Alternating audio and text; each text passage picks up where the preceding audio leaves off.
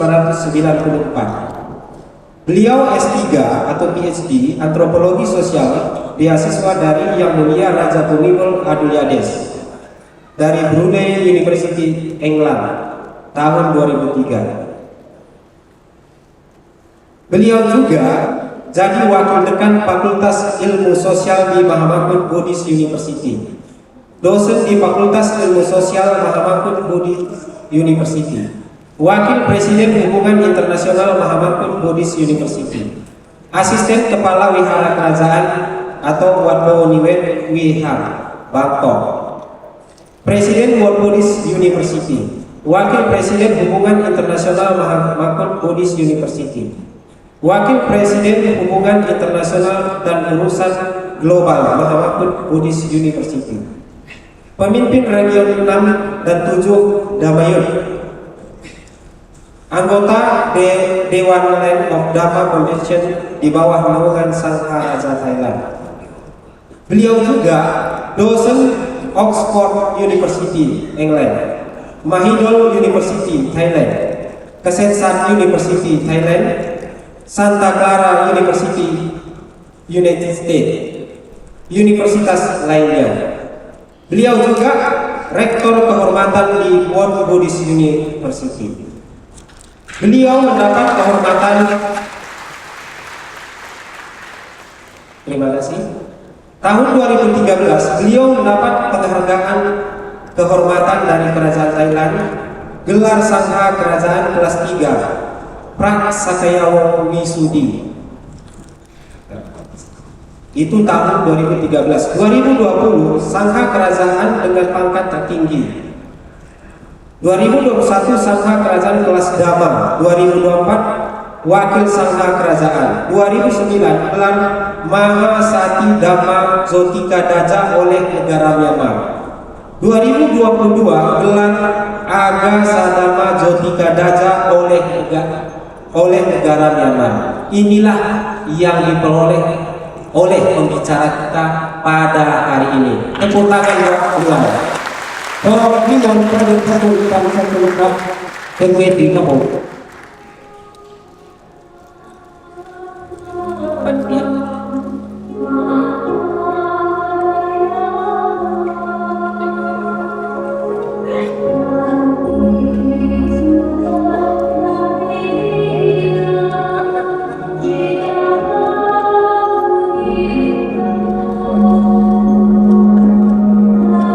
Ini pemberian cindera mata dari keynote speaker kepada pembicara kita ya.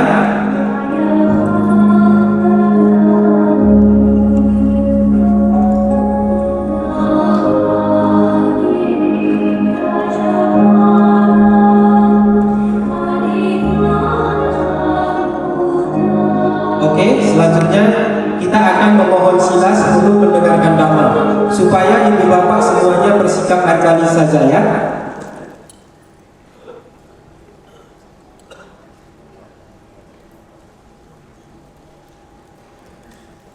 Namaskara ya.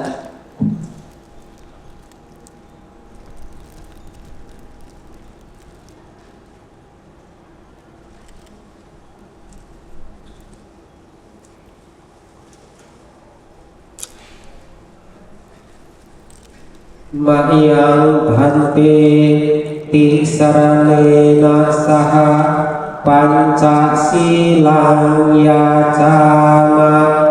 Dutiyampi mayang bhante tisaranena saha pancasilang yacama. Tatiyampi mayang bhante tisaranena saha pancasilang yacama.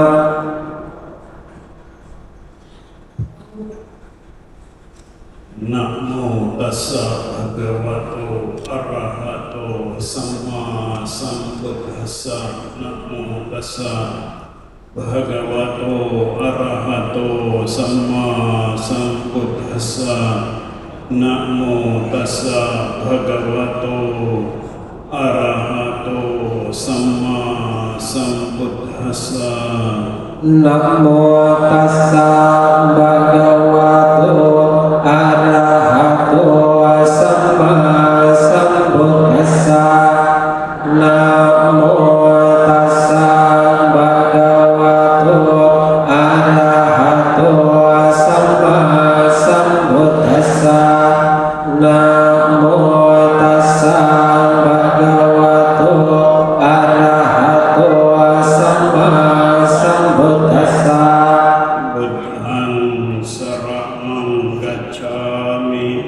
Buddhaং saranang gacchami Dhammang saranang gacchami Dhammang saranang gacchami Sanghang saranang gacchami Sanghang saranang gacchami Dutiyampi Buddhang saranang gacchami Dutiyampi Buddhaং saranang gacchami Dutiyampi Dhammang saranang gacchami Dutiyampi Dhammang saranang gacchami Dutiyampi Sanghang saranang gacchami Dutiyampi Sanghang saranang gacchami Tatiyampi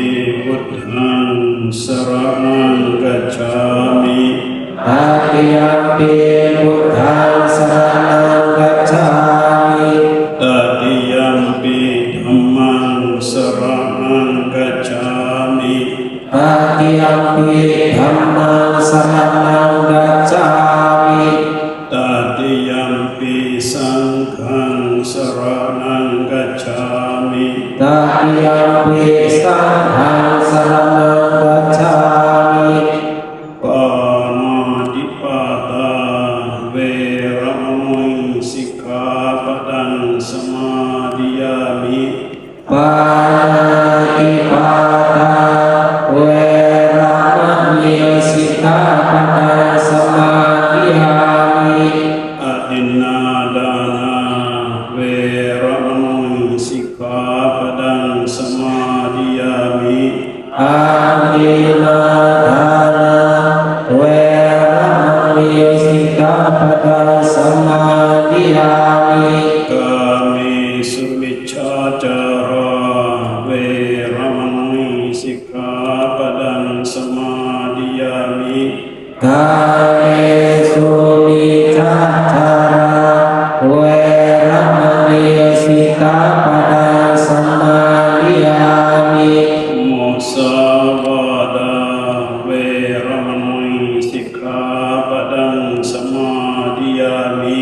Musavada Veramani Sikkhapadang samadhiyami Surameraya Majappamadhatthana Veramani Sikkhapadang Samadhiyami Surameraya Majappamadhatthana Veramani Sikkhapadang samadhiyami Imani panca sikkhapadani silena sugating yanti silena bhoga sampada silena niputing yanti tasma silang visodhaye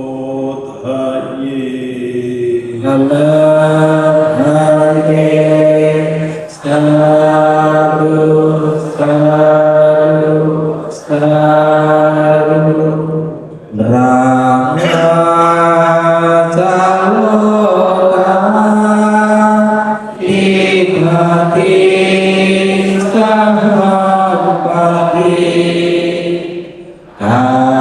Katanya Liya Nivaraya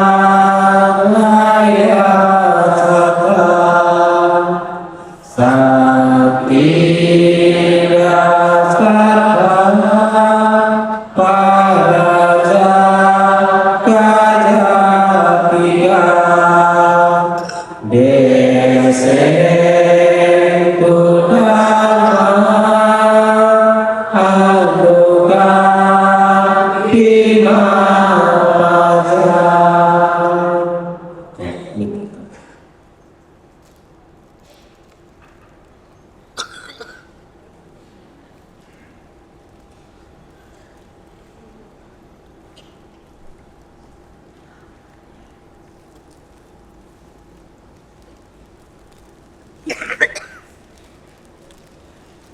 Namo tassa bhagavato arahato samma sambuddhassa. Namo tassa bhagavato arahato samma sambuddhassa. Namo tassa bhagavato arahato samma sambuddhassa.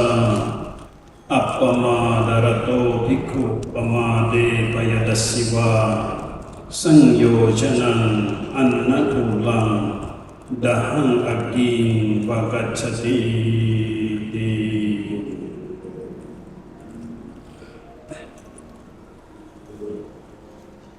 Namo Buddhaya.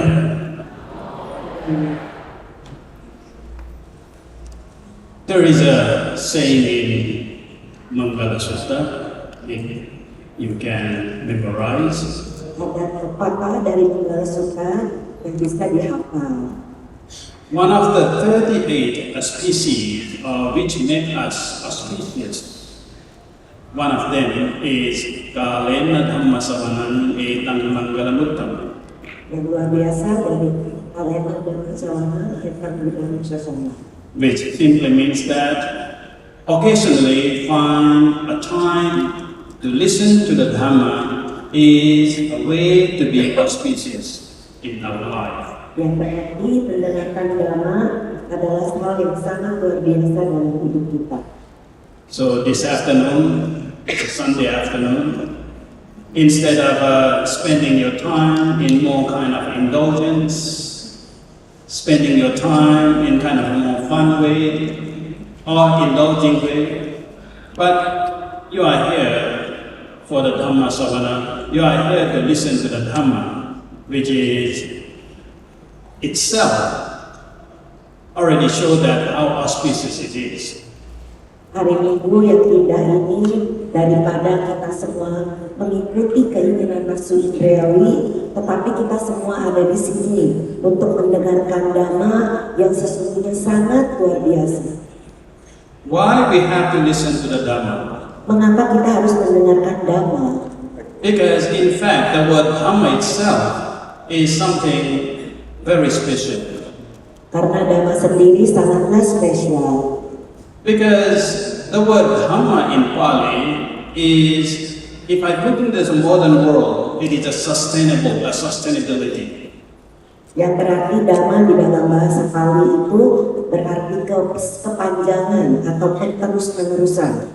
And we know that in this way, in this world, we are gearing up to the whole idea of a sustainable development goal, which was forced or which was given the policy by the United Nations to the whole world. Yang berarti juga kita sekarang bersama-sama mempunyai tujuan yang diberikan oleh dari UNESCO bahwa untuk mengembangkan keterus-menerusan ini. Unfortunately, we didn't understand that very word, sustainable development. So that's how the world is not getting that much far with the whole idea of world development. Sayangnya kita kurang memahami apa keterus-menerus pengembangan ini, padahal kita ini sangat penting untuk memahaminya. If you just think etymologically, the idea of a sustainable development is impossible. Kalau kita pikirkan, ide tentang pengembangan terus-menerus ini sangat tidak mungkin.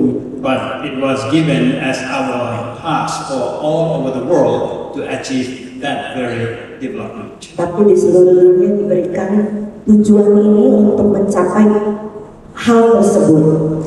Why I am saying that it is very impossible achievement? Mengapa beliau katakan ini tidak mungkin dicapai? Because the word sustain and the word development cannot go together. Karena kata-kata terus-menerus dengan pengembangan tidak bisa bersama-sama. Because the idea of a development, which means you need to change. Arti dari pengembangan adalah untuk berubah. But when you say sustain, it means that not change. Tapi kalau sustain atau terus-menerus bertahan, itu tidak berubah. With something go forever, everlasting, that is the whole idea of a sustain. yang berarti selama-lamanya itu adalah arti dari yang beliau sebutkan. So if you don't want to change, then why you need development? Kalau kita mau berubah, mengapa kita membutuhkan pengembangan? And is there anything which can be sustained, which can be stay that way forever? There's nothing, because Buddhism says that everything is anicca, is impermanent. Padahal di dalam dunia Buddhism ini dikatakan semua adalah anicca atau tidak kekal. So this is something very weird idea at the United Nations. So I was invited to go and give my idea on this topic time to time, and I have very difficult time fighting with all these foreigners and Westerners about this idea. Bante pernah diundang oleh PBB untuk mengembangkan ide tentang sesuatu yang terus-menerus berubah ini, dan beliau mempunyai kesulitan untuk mengerti cara pandang pemikiran orang-orang Bule. But if we understand the word sustain from its etymology, what happens is that the word sustain is the same origin or derivation from the Pali and Sanskrit. Sebetulnya kalau kita melihat dari buku-buku, kata-kata sustain atau tidak terus-menerus ini ada artinya dari akarnya. The very word is SUS is a prefix, which means from below, and the word tener, T-E-N-E-R, tener in Latin, which means uphold. Uphold. Uphold. Artinya kata-kata itu sustain itu dari bawah, sedangkan yang tadi T-nya itu adalah uphold, menahan. And which happen to be in our language is dhr, D-H-R. Dhr is a root word for dharma. Dhr is also means uphold, same as a Latin word. We share the same origin. Padahal di dalam kata-kata dhamma DHH itu artinya sama akarnya dari kata tersebut. So sustainable basically means that dharmic. Dharmic, sustainable means dharmic. Jadi arti kata sustainable atau tidak terus-menerus ini adalah dari kata dhamma. So when we put a sustainable development, means that a kind of development according to the dharma. Sebetulnya arti dari yang pengembangan terus-menerus ini adalah sama dengan dharma. And what does it really mean? Means you have to develop in a very equilibrium, in a very balanced way. So these days, all the kind of development is only one-sided. Your development in the material world, not the mental world. And that's why we have a lot of problems. Itu sebabnya mengapa pentingnya keseimbangan, bahwa untuk menyeimbangkan antara dunia material dengan dunia mental atau pikiran. So today's topic, I have given the topic is called about the Samyojana Sutta. Yang mulia Luto memberikan topik tentang Samyojana atau belenggu, sutta tentang belenggu.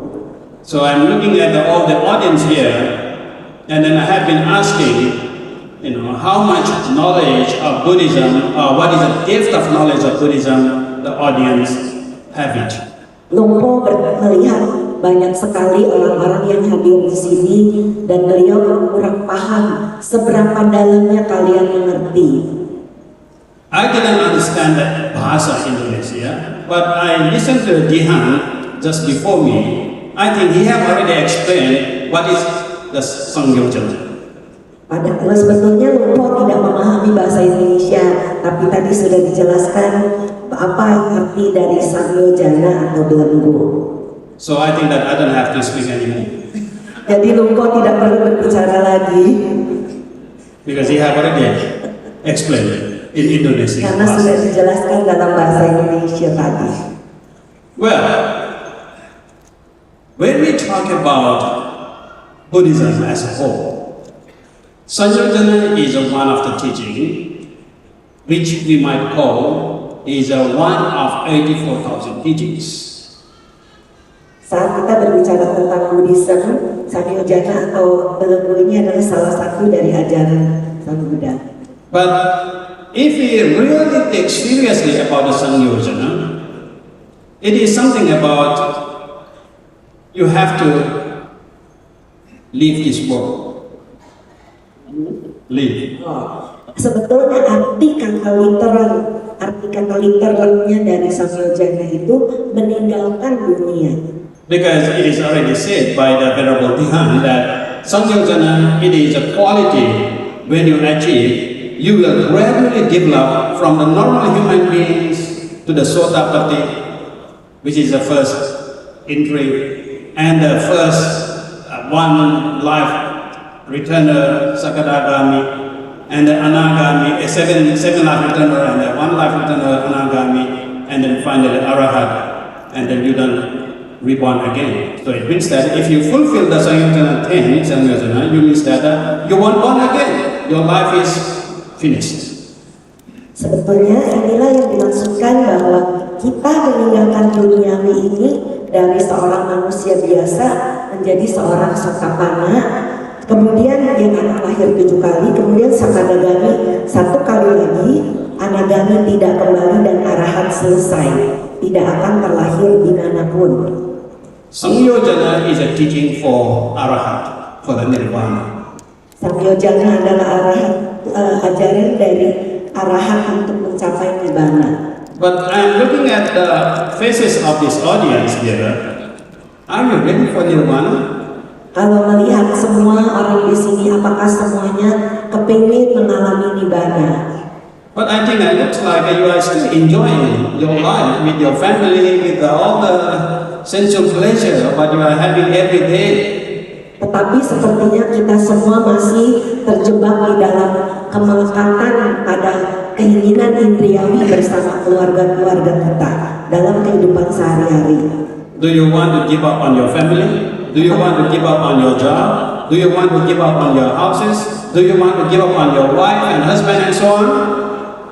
Apakah Anda benar-benar siap untuk melepaskan keluarga Anda, pekerjaan Anda, istri atau suami Anda, dan seterusnya? I don't think so. Katanya tidak mungkin. So, how I'm going to teach a Samyojana? Bagaimana beliau akan mengajarkan arti Samyojana? Because if I tell now, everyone have to change my color. Karena kalau tidak, semua orang harus berubah seperti warna jubah beliau. So, let us see how can we approach to this topic. Bagaimana kita akan menghadapi topik tersebut?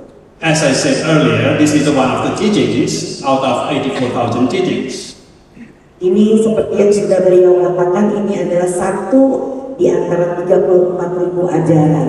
If I assume that many audience are not familiar with Buddhism, I will start with something about the first step of Buddhism. Kalau di sini semuanya ada yang mungkin belum mengenali Buddhisme, maka beliau akan memulai dari awal. People always ask, what is Buddhism all about? Orang sering bertanya, apa sih itu Buddhisme? And there is so many hundreds of answers you can give it to that. Banyak sekali jawaban yang bisa diberikan untuk hal tersebut. If you go to read books and all those written by the Westerners, they have been trying to curb Buddhism as a mere philosophy. Kalau kita membaca buku-buku dari orang-orang asing, orang bule, mereka itu sebetulnya hanya sekedar filsafat saja. But unfortunately, the Buddha, or even myself, I don't like the word philosophy. Tapi sesungguhnya Sang Buddha termasuk beliau tidak menyukai kata-kata filsafat. Because simple idea of philosophy is a law of knowledge. Karena filsafat itu artinya pengetahuan, hukum pengetahuan. So we open our mind and trying to investigate, trying to learn this and that, so many learning, so many kind of ideas, knowledge we started to kind of investigate and gain. Karena pikiran kita ini banyak sekali kepingin belajar tentang ide-ide, menginvestigasi untuk mencapai sesuatu. And when you gain a lot of knowledge, what happens? Kalau kita sudah mencapai pengetahuan, apa yang terjadi? Then you become aggressive. Dan Anda menjadi orang yang, Then you say that you are wrong, I'm right.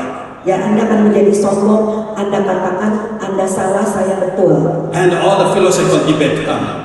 Dan itu tak akan terjadi debat yang tidak habis. So my philosophy is better than your philosophy. Filosofi saya, filsafat saya adalah betul daripada Anda. But after all, what is all about philosophy?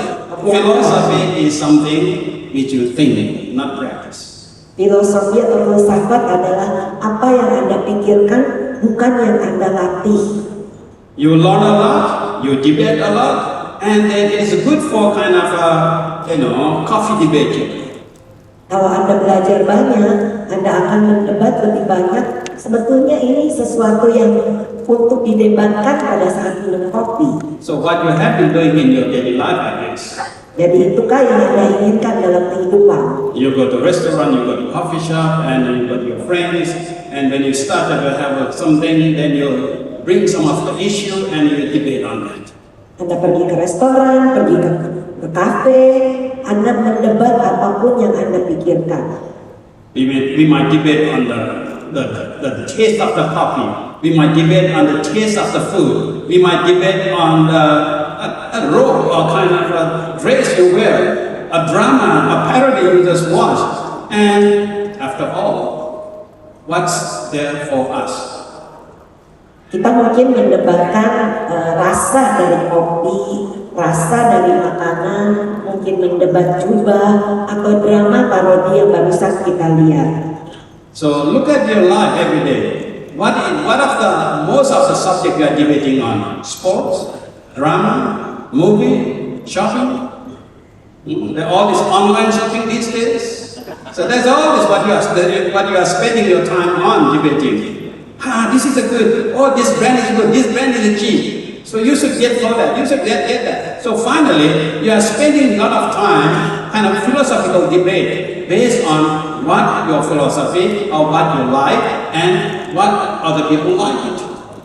Kalau kita melihat kehidupan, kita membicarakan tentang sport atau olahraga, drama, dan suka shopping atau belanja bisa di online, di mana-mana. Jadi apa yang kita lihat itu hanyalah terjebak di dalam brand-brand yang merek-merek terkenal. Kemudian itu kita hanya mendebat tentang filosofi atau filsafat tersebut. But Buddhism is not philosophy. Buddhisme bukanlah filsafat. You can look at from philosophical point of view. Anda bisa melihat dari pandangan Anda sendiri. So that all these Westerners didn't understand the true Buddhism, and they love to look at from the philosophical point of view because they don't understand the Samyojan, so they don't know what it's all about. So they label it as a philosophy. Jadi kalau kita belajar untuk mengerti lewat Buddhisme mengenai filsafat tentang Samyojana, maka kalian akan paham. And sometimes they say that Buddhism is just a way of life. Kadang-kadang orang bilang Buddhisme itu adalah cara kehidupan. Because when they come and see in our tradition, like this morning, many was giving a pindapata and receiving the dasana, receiving the precept the Panchasila, and then doing all this kind of ritual. So it is kind of just a way of life. It is nothing. It's not about religion. It's not about philosophy. Kalau kita lihat sebenarnya ini adalah tradisi. Contoh, tadi pagi umat-umat pada datang untuk memberikan dana makanan kepada para biku. Kita tadi mengambil sila, mengambil 5 sila. Ini semua adalah tentang ritual saja. Ini adalah jalan hidup saja. But again, that is too simple to define Buddhism. Sekali lagi itu terlalu sederhana untuk Buddhisme. And somebody define Buddhism as a religion. Dan ada orang yang menggambarkan bahwa Buddhisme adalah satu agama. But again, I hate the word religion in English. Beliau tidak suka kata-kata Buddhisme dalam bahasa Inggris. I don't know how you call religion in Bahasa Indonesia, but the English word religion is a very, very bad word. Kalau dalam beliau tidak tahu apa arti kata-kata agama itu dalam bahasa kita, tapi dalam bahasa Inggris itu adalah kata yang tidak baik. Because the word religion in English just means it is a relative, relationship, religion. They are the same type of word, which means that you create a relationship between the God up there and the manusia and the human down there. What kind of relation? As a boss and slave. Yang dikatakan adalah sebetulnya agama ini adalah hubungan dan yang sama di dalam dunia ini antara Tuhan dengan manusia. Kita lihat di sana. So that's why the very important criteria or the phenomenon of English word religion means that you have to believe in. You need to have a faith. You need to kind of submit yourself, be submissive to the mercy God out there.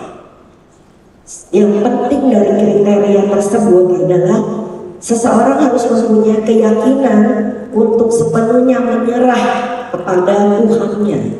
But in Buddhism, Buddha says that believing is not the right way. Believing is equal to stupidity. Tapi dalam Sang Buddha mengatakan kepercayaan bersama dengan kebodohan. Because if you believe, it means that you don't know. Karena kalau Anda cuma percaya, Anda tidak belajar apapun. What is this? Apa ini? It's a glass. Ini adalah gelas. Do you have to say that I believe this is a glass? I think this is a glass. Apakah Anda harus bilang, saya percaya ini adalah gelas, saya tahu, saya pikir ini gelas. So if you know this is a glass, you don't have to believe it. Kalau Anda tahu ini gelas, Anda tidak perlu percaya. But if you don't know what is this, then I say that this is a glass. Then you don't know what is glass. Then you have to believe me. Ya, kalau orang tidak tahu apa ini dan beliau menyatakan, oh ini ternyata adalah gelas, dan kita semua jadi percaya sama beliau. But these days we just believe. Dalam tahap ini kita hanya percaya saja. For example, what is this? Contohnya apa ini? Water. Air. And we were told to believe that this is the science asks us to believe that this is the H2O. Kita sebagai manusia tahu ini adalah air yang merupakan H2O. Hydrogen, 2 portion and 1 oxygen become this water. Have you ever tried in your life? H2O sebetulnya adalah hidrogen 2 bagian dengan oksigen. Tapi apakah Anda sudah coba H2O dalam hidup? So why you believe this is oxygen and hydrogen? Anda percaya bahwa ini adalah hidrogen dan oksigen. But these days, sometimes I see in the bottle they have written so many things, not only H2O. Tapi beliau memperhatikan akhir-akhir ini bahwa botol air ini bukan hanya air saja. pH 5, pH 8, but the zinc, so many things. I don't know, in many liquid things, there's so many things more than H2O. Ada pH 8, ada pH 7, ada ditambahkan zinc atau besi. Tidak tahu sebetulnya apa ini sebenarnya. But the science fooled us and then told us that this is the H2O. Tapi kita dibohongi oleh ilmu pengetahuan bahwa ini adalah H2O. Therefore, believing is not something a Buddhist way of practicing. Dengan demikian, percaya saja bukanlah cara seorang Buddhis untuk mempraktekkan. Once you believe, it means that you shut down yourself because you don't want to accept any other truth. Because I believe this is the H2O, and you don't want to know more than that.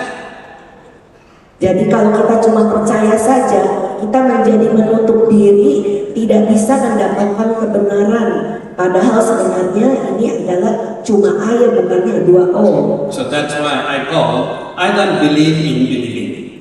Jadi beliau mengatakan, saya tidak percaya dengan percaya. Just imagine Bayangkan, when you are falling in love with someone, kalau Anda jatuh cinta dengan seseorang, and everything is so good about him and her. semuanya begitu indah tentang orang ini. And you'll forget to look at all this, bad habit or kind of a bad things with your partner. Anda tidak melihat sesuatu yang buruk atau kebiasaan buruk dari pasangan Anda. Because that love make you blind. Karena cinta membuat buta. And then you thought that this is for me, this is mine. Jadi Anda percaya ini adalah punya saya, ini adalah diri saya. And you end up getting married. Dan Anda jadinya menikah. And how long you stay together? Dan berapa lama Anda bisa menikah?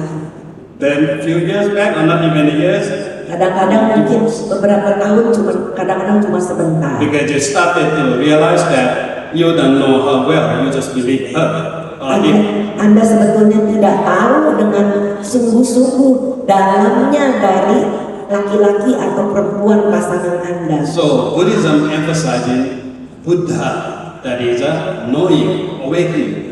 Jadi Buddhisme itu dari kata Buddha, yaitu adalah pencerahan, seseorang yang tercerahkan. So how do you transform yourself from believer to a knower? Bagaimana Anda mentransformasi dari seorang yang percaya sebagai seseorang yang memahami? Because to believe is very easy, because you don't have to take any responsibility. You just have to believe in the text, believe in the person, believe in, I don't know, something which is superhuman, and you thought that they will take care of you. Anda kalau percaya saja sangat mudah, tidak perlu bertanggung jawab pada apapun, percaya pada apa yang tertulis di kitab kita, percaya apapun yang ada di sekeliling kita. But in fact, Tetapi sesungguhnya, when you believe, it means that you are giving up yourself, and you close yourself to learn more. kalau Anda hanya percaya saja, Anda menyerah tentang diri Anda sendiri, tidak belajar lagi lebih banyak. And that's why this kind of event is important, because this is the time, this is the kind of event then you can open up your mind, not just believe. Ini adalah waktu yang sangat penting bagi Anda untuk membuka pikiran Anda, tidak hanya percaya saja. If you just believe, I think it is not so much different, just like a buffalo, you see. If you pull the buffalo and it will just go, wherever you will pull. Kalau Anda hanya percaya, Anda tidak lebihnya seperti seekor kerbau yang cuma ditarik kemanapun. But as a human, we are much different. We are always want to know. We are always want to explore ourselves. Always find a good opportunity, bad opportunity, whatever it is opportunity for us to develop. That is why we call manusia.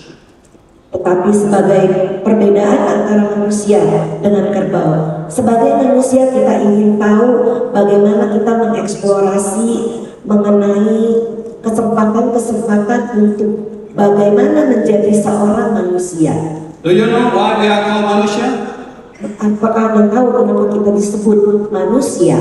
Is that we are called manusia because we got all this nose, face, and a physical body like this, and we are called manusia? Apakah manusia hanya karena mempunyai badan, punya wajah, punya mata, punya telinga, hidung, badan? Apakah ini yang disebut manusia? No. Tidak. When you curse someone, how do you curse them? Kalau Anda menyumpahi seseorang, apa yang Anda sumpahi tentang orang itu? If in Thai language they call sat, which means that animal. Kalau dalam bahasa Thai mereka mengatakan sa, yaitu binatang. It's like all our body is a human, physical is human, but why you are calling someone animal? Padahal badan jasmaninya itu adalah badan manusia. Kenapa dibilang binatang? Even in English, ASS, whatever it is. Bahkan dalam bahasa Inggris, ASS yaitu bokong, apapun itu artinya. We are not walking 4 legs, why we have become ass?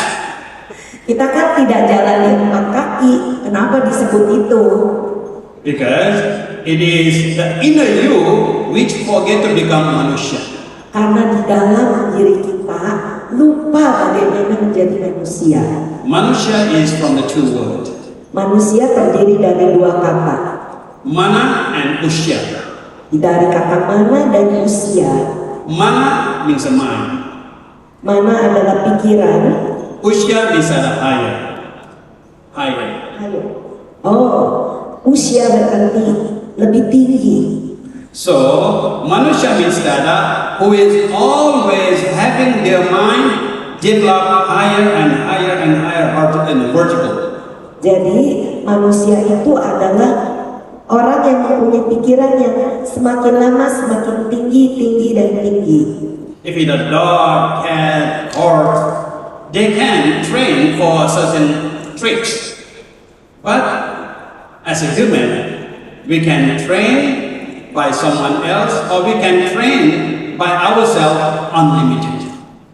Kalau anjing, kucing, kuda tidaklah bisa berlatih. Tetapi sebagai manusia kita bisa berlatih dengan diri sendiri atau dengan orang lain atau dari buku. So that's why we are Manusya, not because of our physical appearance, because of our capacity to develop all the time.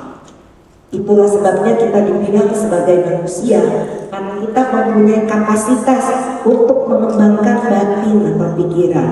When sometimes you get tired and then exhausted and then you want to lie down, that is a time you are losing your Manusya. Kalau Anda lelah, kepingin tiduran, itulah saatnya Anda berhenti jadi manusia. Because in Pali it is called Tirachana. Tirachana. Karena dalam bahasa Pali itu artinya tiracana. What is Tirachana means? Apa arti tiracana? Develop horizontally. Yaitu mengembangkan horizontal, tidur. So Manusya develop vertically. Manusia itu mengembangkan vertikal ke atas. So if you are getting tired, bored, you started to develop horizontally. Kalau kita lelah, kita capek, kita mulai tiduran. So some of you are already sometime about to become creature, about to become animal, Tirachana, not a human. Di sini banyak orang yang sudah mulai pengen tiduran begini menjadi binatang bukan manusia. So keep up, guys, Jadi harus duduk tegak seperti because you manusia. have to warn yourself that I am a human. Karena Anda harus yakin saya adalah manusia. Okay, once you know you are human, so you have to develop. That is the nature of human. Anda tahu Anda manusia, Anda harus mengembangkan bagaimana pikiran ini berkembang. How we develop? Bagaimana kita mengembangkan? In the beginning, I think with the Romo, just asked for the precept, and then I gave 5 precepts, and all those Namo Tassa and so on, which is actually, that is a way of development, but I guess nobody get it. Tadi Romo memimpin kita untuk mengambil 5 sila yang Bante berikan kepada kita. Ini adalah cara untuk mengembangkan batin kita yang mungkin kita tidak sadari. It's become a rituals. Itu menjadi ritual. For example, when you say Namo Tassa Bhagavato Arahato Samma Sambuddhassa, what does it really mean? Contohnya, kalau Anda mengatakan Namo Tassa Bhagavato Arahato Samma Sambuddhassa, sesungguhnya apa itu artinya? Just simply, we say Namo Buddhaya, everyone say Namo Buddhaya, what does it really mean? Kalau Anda mengatakan Namo Buddhaya, apa arti sesungguhnya? You see, that is very important. Anda lihat betapa pentingnya mengerti. Do you really know what do you mean by when you say Namo Buddhaya? Apakah Anda tahu sesungguhnya apa arti Namo Buddhaya? If you say that I'm worshipping, I'm giving my offering to the Buddha, Kalau Anda mengatakan saya memberikan dan atau menghormati kepada Buddha, did Buddha ever ask people to come and worship him? apakah Buddha meminta Anda untuk menghormat kepada beliau? So if you are doing worshiping the Buddha, then why we are doing that? Jadi kalau Buddha tidak minta, kenapa kita melakukan seperti itu? Of course, if there is a God, if there is a kind of Allah, if there is whatever it is, of course they ask you to be their servant, then you have to follow them because you have to believe them. There is no problem in that sense. But in Buddhism, Buddha never asked people to come and, hey, you have to worship me. I'm your teacher or I am your God. Buddha never claimed that. So when Namo Buddhaya, what is it mean? Jadi kalau di agama lain mereka ada Tuhannya, ada apapun itu sebutannya, mereka meminta Anda untuk menjadi pembantunya. Tetapi di dalam Buddhisme, Buddha tidak pernah meminta untuk menghormati beliau. Beliau tidak pernah melakukan itu. Apa arti dari Namo Buddhaya yang sesungguhnya? The word Namo Kata-kata Namo is the same word as mana usaya, manusia. The same word, mana and nama is the same word. We just switch around between the two alphabet. dari Namo itu artinya adalah mana usayo. Ini artinya sama, cuma artinya yang dipindah berbeda. But what does mana in Pali or in Buddhism means? It is not simply mind as we translate it. Mind. Itu sebetulnya mana adalah pikiran.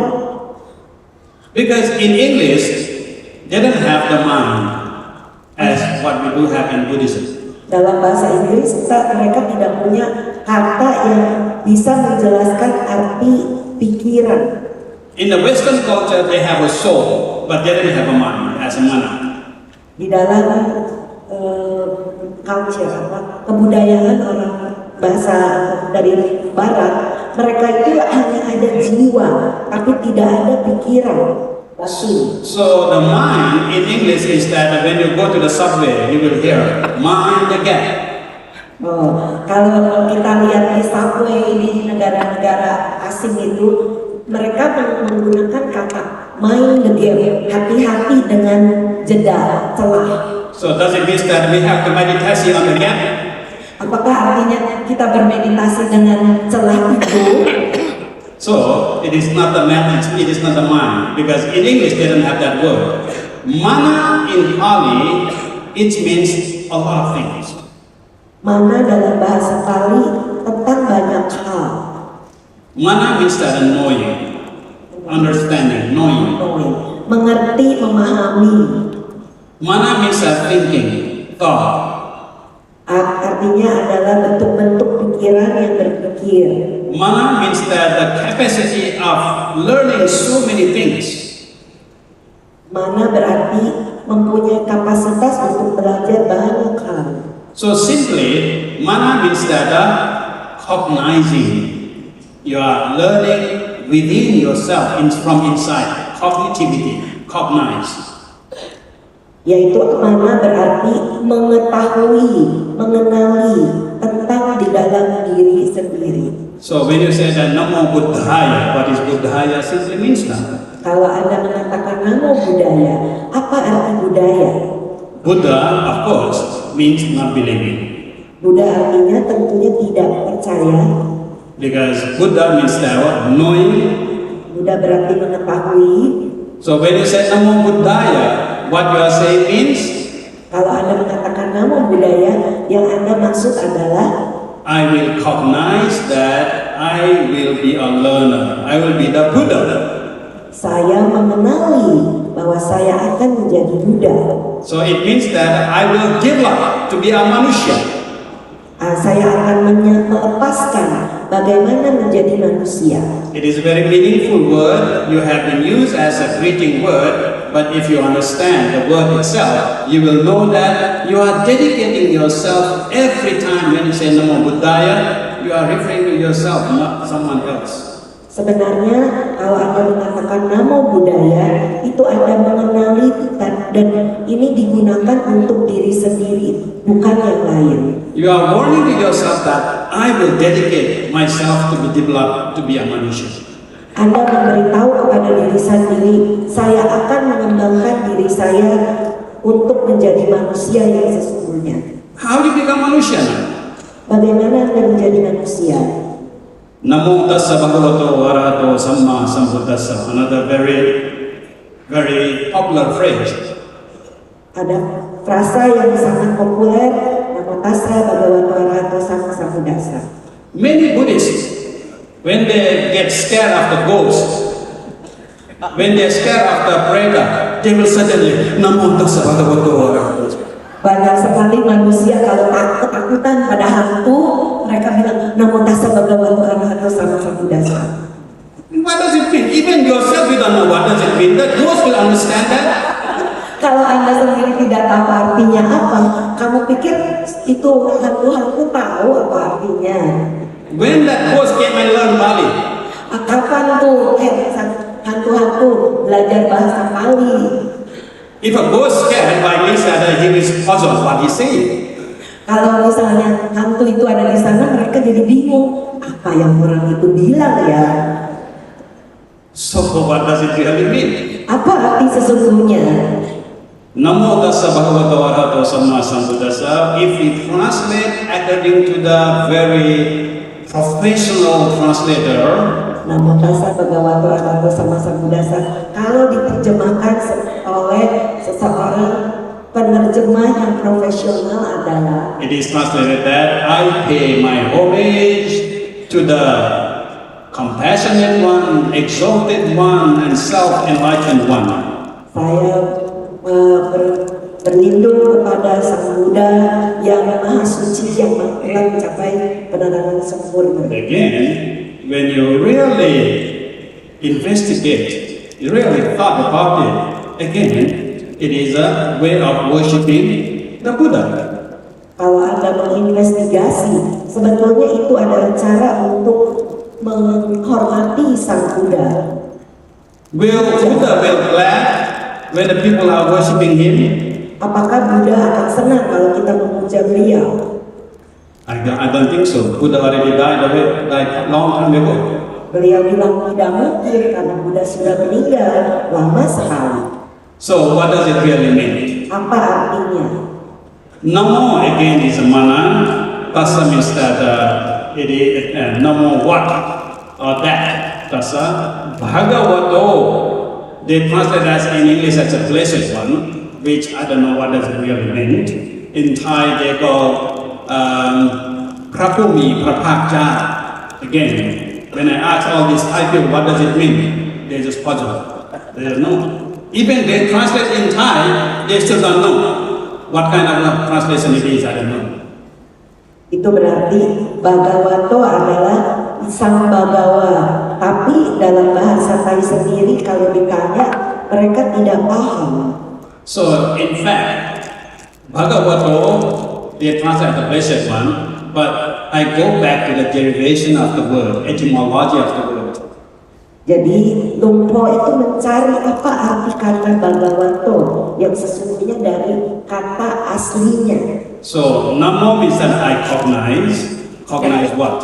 Namo berarti saya mengenali. Apa yang dikenali? The word Bhagavato, it is a derivation, the root word is a Bhaga. Bhagavato dari kata akar bawa. Bhaga means that part and parcel. Part and parcel. Bhaga, Bhagavato, Bhaga. Jadi Bhagavato baga bagian dari. Sometimes you can say Bhaga is kind of a luck, fortune. Sebagai virtue atau kemoralan. But another etymology is from the word Bhaga, we have the section. You see, it's a section, it's a partition of one Bhaga, it's one section. I am the regional governor in Thailand. And in Thai they call it Chau Kanapa, which means that I am the chief of this region. Jadi sebetulnya Lumpo sendiri mengatakan baga itu juga berarti bagian, di mana beliau merupakan ketua dari di Thailand ini ada bagian-bagian di mana beliau adalah ketuanya. So what does Bhaga means? Bhaga means you have to cognize, you have to realize that you are not alone in this world. Baga berarti Anda mengenali Anda tidak sendirian di dunia ini. Because what I'm doing at the moment, I am giving a Dhamma talk. I am a lecturer, for example. Saat beliau memberikan ceramah dhamma atau ceramah di universitas, Now, this room happened to be empty, the only chairs. But I'm sitting here, I'm giving the Dhamma talk like this, without even the live telecast on the YouTube or Facebook. There's no one here. Do you regard me as a Dhamma talk? Or do you regard me as I am a Ajahn? Or do you regard me as I am the lecturer? Kalau di sini beliau memberikan ceramah di depan begitu banyak orang, tapi kalau beliau saat memberikan ceramah di depan YouTube, apakah Anda mengenali beliau sebagai seorang yang dosen yang memberikan pengajaran? I'm still giving the talk as though there are people sitting full of this hall, but in fact there is no one. Beliau tetap memberikan ceramah, padahal tidak ada orang di situ. So if I can talk to the chairs, if I can give, my lectures to the empty hall, do you think I'm normal? Kalau beliau memberikan ceramah kepada kursi-kursi, apakah Anda pikir beliau itu suci? Yes, of course. I can be a good preacher, I can be a good teacher, but I have to be in a mental institute. Beliau bisa menjadi seorang guru, tetapi di rumah sakit jiwa. The whole idea of a lecturer, whole idea of who I am, is defined by you people who are sitting here. Kalau definisi dari seorang dosen yang memberikan ceramah, bukan beliau tapi kita semua yang memberikan itu kepada So, beliau. to have this kind of a ballroom because of this event is a part and parcel. Because one part of is mine and second part of you. And when you have these two parts working together, we call this is a Dhamma talk event. Jadi sebetulnya ini adalah bagian. Anda merupakan bagian, beliau pun merupakan bagian. Anda dengan beliau menjadikan satu ceramah Dhamma. So, my being of being a Dhamma talker, it totally depends on the audience here. Sebagai seorang penceramah tergantung dari orang yang hadir. If I say that I am, Kalau beliau mengatakan saya, but if there is no one in this room, I am alone. tapi kalau tidak ada orang siapapun di sini dan beliau sendirian, And then if I'm saying that I am, is that normal? kalau beliau mengatakan saya, apakah itu normal? Because the I am, the sayang, will only happen when there is someone else. Itu hanya terjadi kalau ada orang lain, sayanya. When you have someone else, then I, you. Kalau ada orang lain menjadi saya dan Anda. There is a without you, there is no sayang. Kalau tidak ada Anda, tidak ada saya. So this is a Bhagavato. Bhagavato means that you have to understand that you are part and parcel of this universe. You are the small kind of a living organism. Just like in a clock, in a watch, there's a lot of this, the mechanism is moving around, and you are the part of it. And when something moves, it moves you, and you're moving, make others move. That is whole idea of realizing that there is no such thing as I only arise when you have other beings. Jadi Bhagavato ini adalah bagian dari alam semesta. Kita ini hanyalah organisme yang sangat kecil, seperti contohnya jam. Jam itu terdiri dari banyak mekanisme yang menggerakkan Anda dan menggerakkan yang lainnya. Menyadari tidak ada tentang aku atau saya itu sesungguhnya. Saya atau aku muncul karena ada yang lainnya. So the whole idea of being a manusia is that your mind is open, your space is open for someone else to interact with each other. Arti dari manusia adalah pikiran Anda terbuka dan terbuka untuk mengembangkan ini semuanya. But sometimes we become very arrogant. We become very selfish. Kadang-kadang kita menjadi sombong sekali.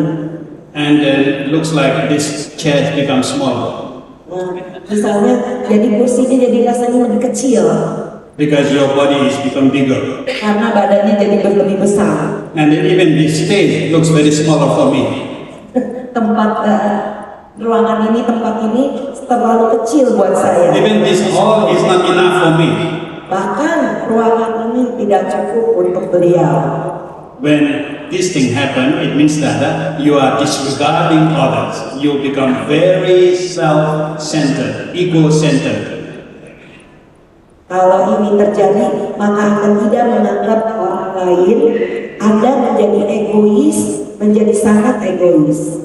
So imagine, compare with the dog, compare with all animals, you see?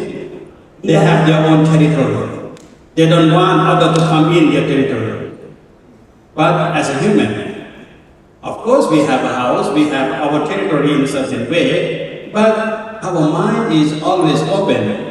Because that is a way of Manusia, we respect each other, to live together, to share together. And that is what makes a human, you see. That is the whole idea of Bhagavato. Dibandingkan dengan anjing atau binatang, mereka tidak ingin ada orang lain masuk di dalam teritorinya. Tetapi kalau kita punya rumah, pikiran kita terbuka, kita menghargai, berbagi, inilah yang membuat kita menjadi manusia, Bhagavata. So the second word is Arahato. Arahato means that Ari means enemy, Hanta means that severe killing. Ari is enemy, Oh, ini. Satru, enemy. Yeah. Arahato, Aris berarti musuh. And Hanta means killing, kill. Membunuh musuh. So, what does it really mean? That when you live together with others, it means that you have to kill your desire, greed, hatred, stupidity. All those things has to be controlled, managed. Because otherwise, you won't able to live with others. Because you think that this hall is mine, no one is allowed to come in. But in reality, this hall only meaningful when we all of us sitting here. Otherwise, this hall is, I don't know, if there is a wedding event is going on here, do we come here? I don't think so, unless our relative is getting married. So this hall is no value at all. But this hall has become value at the moment because I'm here, you're sitting there, and we are having this kind of conversation here, and that makes this hall is so comfortable, this hall is so meaningful. Yaitu kita artinya kita hidup dengan orang lain, kita harus mengatasi, membunuh keinginan, keserakahan, delusi untuk memanage semua hal tersebut. Contohnya, ruangan ini adalah milik saya. Tidak ada seorang pun yang diizinkan untuk masuk. Itu tidak ada artinya kalau tidak ada orang lain. Jadi kalau misalnya ada yang menikah dalam ruangan ini, itu akan menjadi lebih bernilai, sehingga ada pembicaraan antara manusia satu dengan lainnya. So therefore, when you open your mind and realize that there is other people living in this room, then you have to manage your desire, you have to manage your anger, you have to manage your openness of your mind. That is what it calls Arahato. Basically means management of your kilesa, management of your mental defilements, so that you can live peacefully and harmoniously with others. Jadi kita harus membuka pikiran kita, menyadari bahwa ada yang lain, orang-orang lain. Kita harus mengatasi keinginan-keinginan kita, kemarahan kita. Arahata ini adalah mengatasi kilesa atau kekotoran batin, sehingga kita bisa hidup dengan damai bersama dengan orang lain. So how you do that? Samma Sambuddhassa. Lalu ada kata sama sambuddhasa. Sama basically means that calm, quietening. C-A-L-M, calming. Yeah. Sama berarti tenang. Sam means that by yourself. Dengan diri Anda sendiri. And Buddha means that knowing. Buddha artinya mengetahui. So Samma Sambuddha means that you are able to deal with your problem, deal with the other people by your own knowledge, by your own experience, not because of someone teaching you, not because of some tech savvy, not because of someone up here order you, no, but because you understand the value of others. You understand that to respect others in your land, in your kind of a certain circumstances by yourself, then you will be able to manage your greed, your kilesa and everything so that you can live together with everyone else. That is the simple meaning of Namo Tassa Bhagavato Arahato Samma Sambuddhassa. Not worshipping the Buddha, but you are worshipping yourself to be a true human.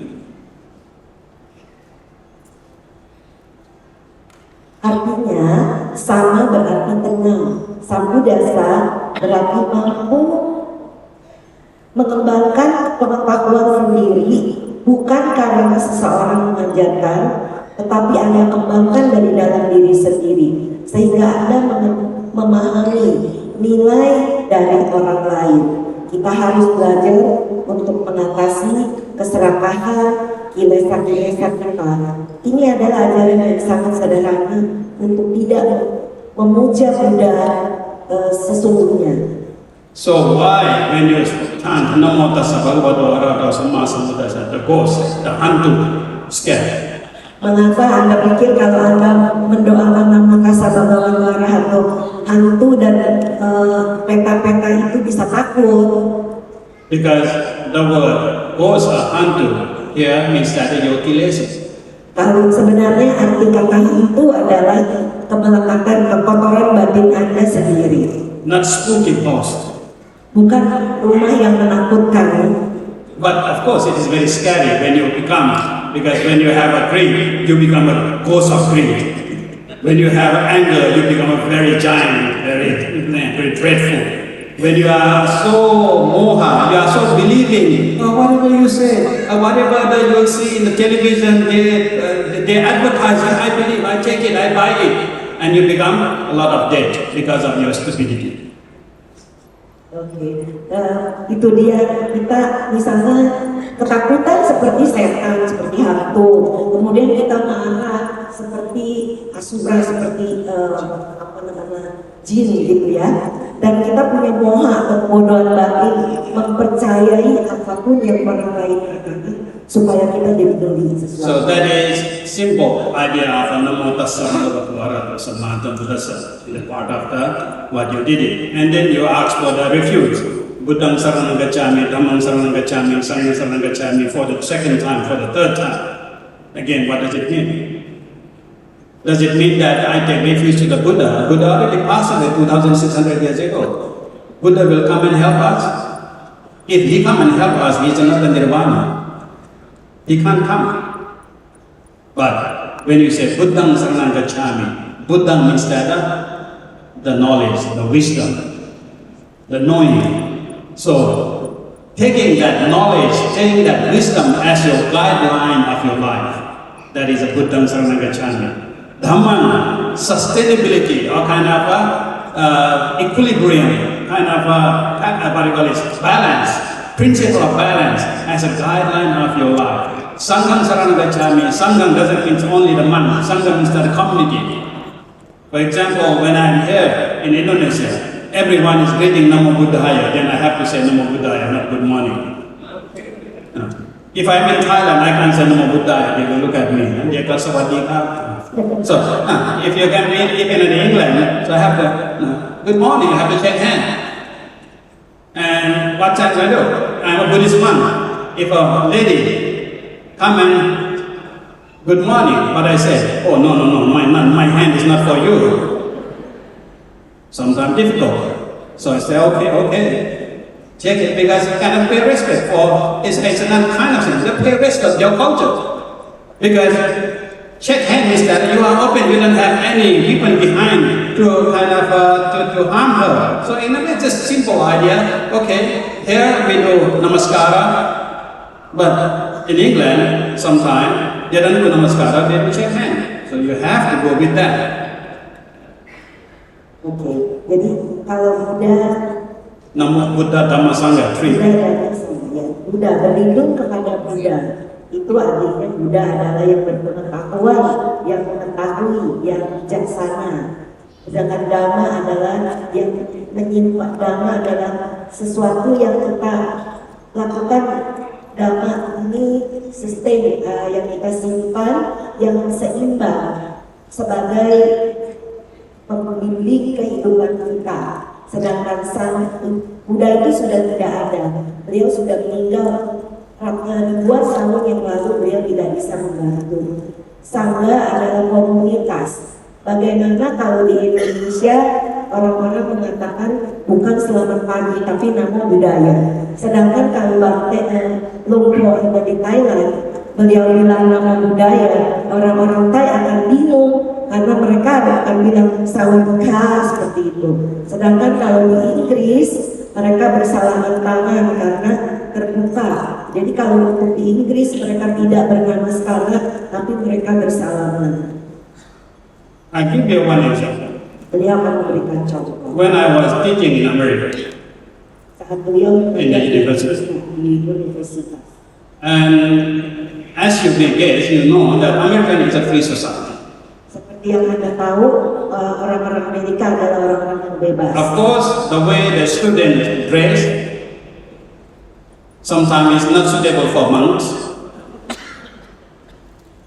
Kadang-kadang para mahasiswa itu saling menyapa tidak cocok untuk tipu. And I'm a professor in the university. What I'm going to say to them? You shouldn't wear like that. It is too open for me. Apakah beliau akan mengatakan, nggak bisa saya biku, apakah terbuka untuk saya? And the student there, sometimes they put their feet up on the table. Kadang-kadang murid di sana mahasiswa, mereka taruh kaki di atas meja. And then I was a professor. I'm looking at her face. I don't see it. I just see her feet, not face. Sebagai seorang profesor, beliau melihat wajah bukan lihat kaki. So what I'm going to say? So you put feet down because that is not suitable. That is not kind of respectful. Jadi beliau akan mengatakan, taruhlah kakinya di bawah, karena itu tidak sopan, tidak menghargai. Which I can't say because that is a free land and that is their culture. Ya, tapi itu adalah, walaupun itu adalah negara yang bebas dan itu adalah kebudayaan. So I end up teaching her feet instead of her brain. Jadi beliau mengajarkan kakinya bukan otaknya. So this is a Sangham Saranagacham. I have to go with the flow. Beliau harus mengikuti alur Sangham Saranagacchami. So I'm just trying to give some foundation, then I will jump to the Sangyojana. Just in a few Beliau times. memberikan dasar dulu, baru beliau akan membahas tentang Sangyojana. Now, then you ask for the 5 precepts. Panatipata, Veramani, Sikkhapadam, Samadhiyam, and so on. We call 5 precepts. We call in English precepts. But again, that is another right translation of that word. Saat kita tadi mengambil 5 sila, itu adalah hanya sesuatu yang kita sebagai ritual. But actually, the sila means that the normal of humanity, normality of humanity. Jadi sila itu sebenarnya untuk kemanusiaan.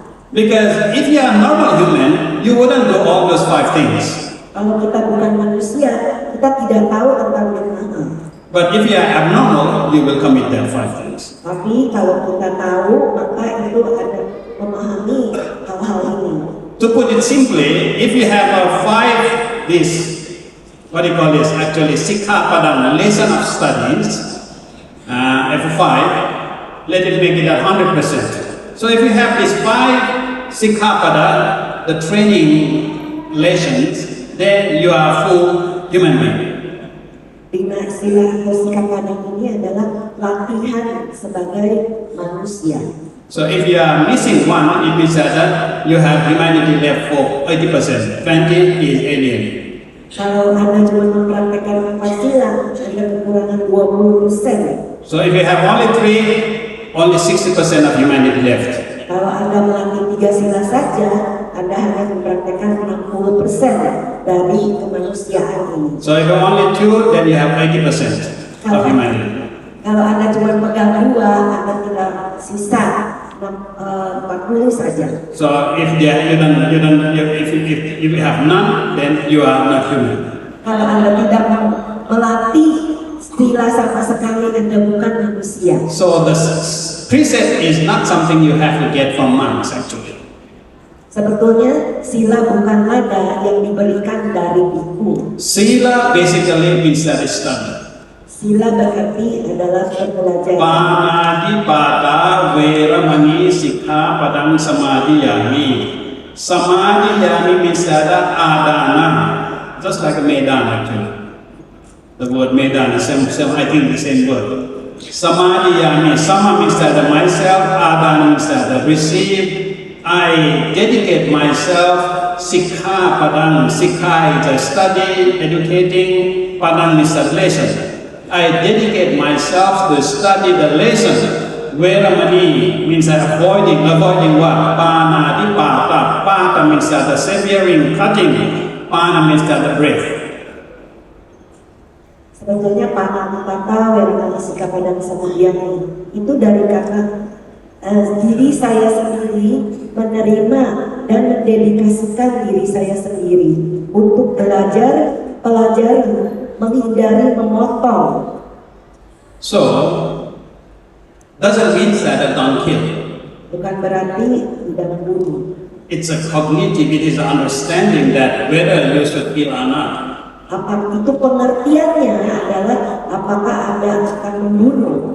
So, if you are military, military, and you are protecting your country, the enemy came. So what you say? Oh, I have just received the sila from my venerable. Come, go. Kalau Anda bekerja di militer, Anda baru saja mengambil sila pertama dan harus menjaga negara, dan ada musuh mau datang. Apakah Anda dengan membiarkan musuh itu datang kepada negara Anda? Silakan datang, silakan masuk. So in your house, the termites come. Lot of termites, the ants, and destroy your books and even, oh, I'm a Buddhist, so I shouldn't kill you. Oh, sabbe sata, please come and we share reading the books together, okay? We live together, we share our house together. Can you live with the termites? Kalau ada rakyat di rumah, sebagai Buddhis kan kita tidak boleh membunuh. Kita sama-sama ya berbagi buku dan rumah kita bersama.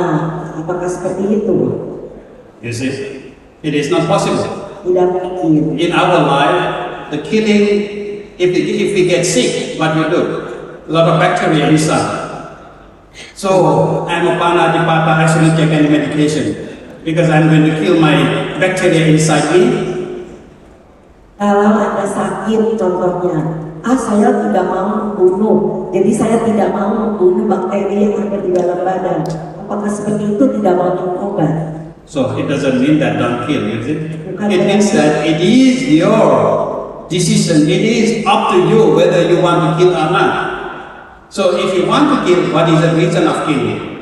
And if you kill, it means that you have to take responsibility, accountability of your behavior. That's all. It's a kind of a way of study.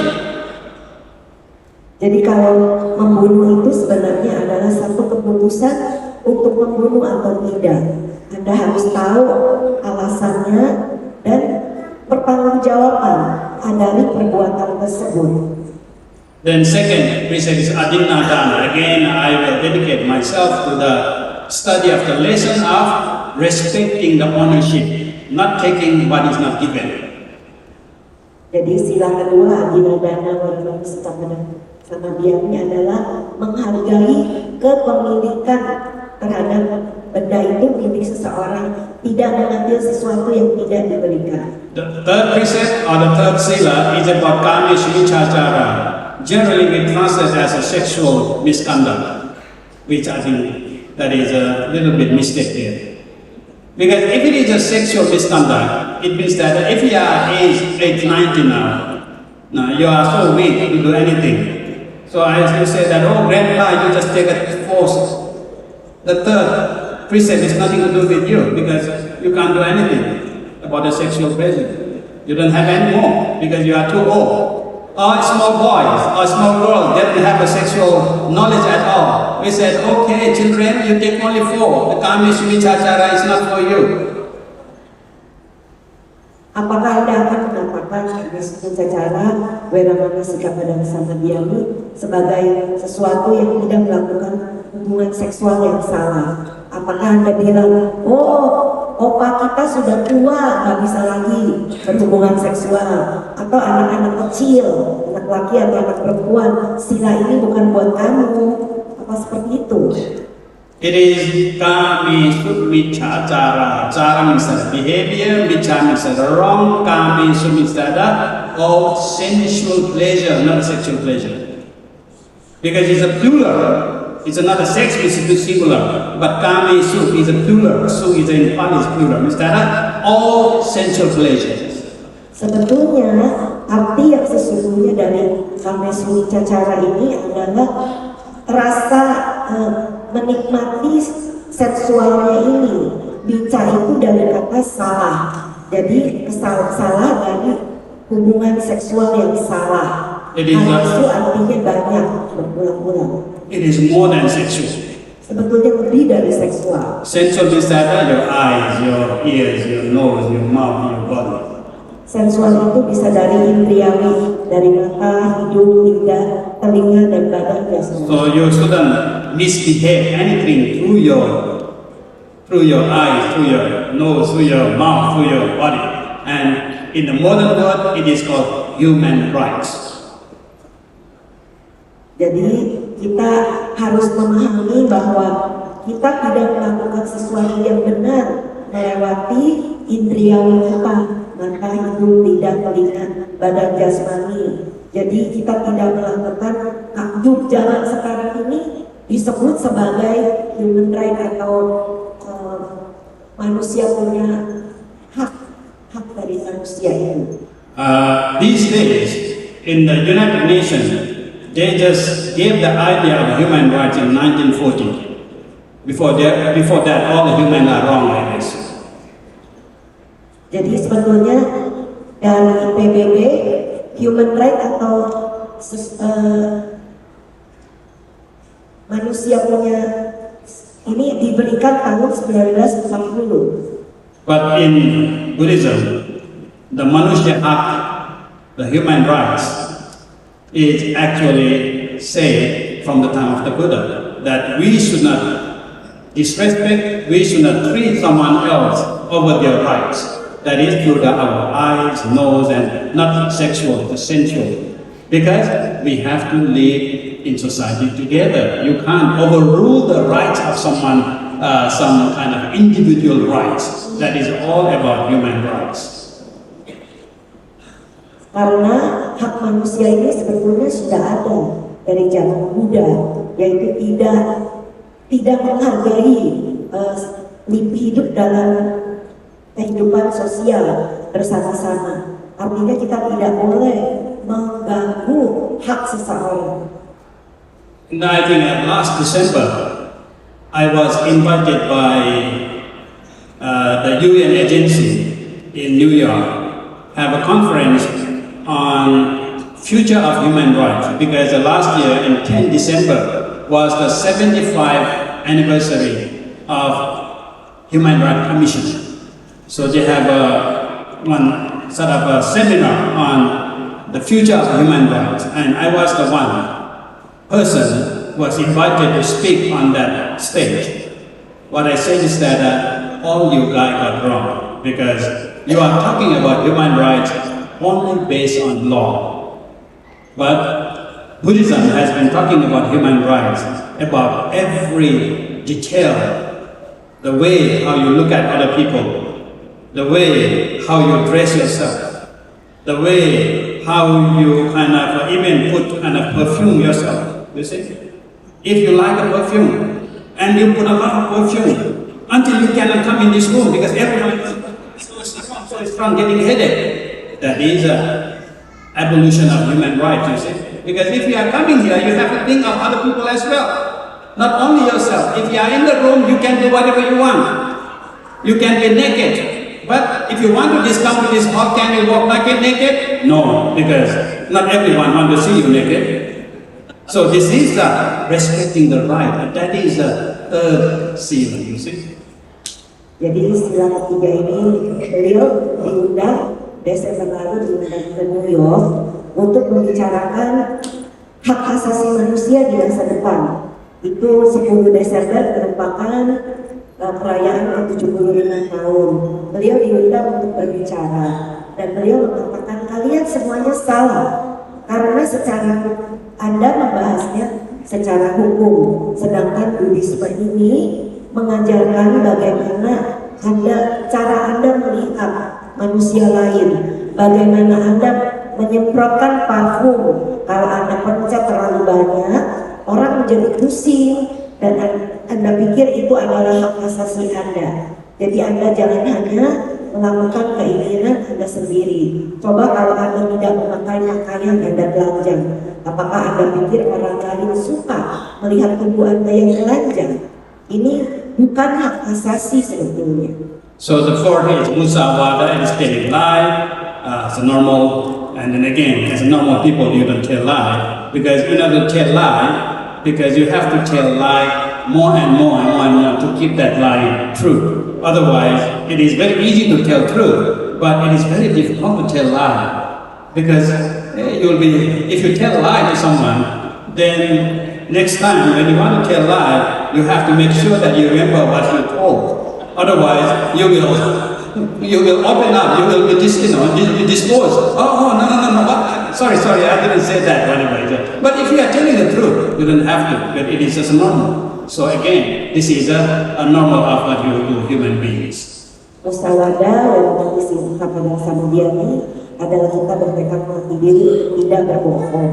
Sebenarnya kita melatih kebenaran. Karena kalau kita bohong satu kali, nanti ketemu orang itu harus bohong terus.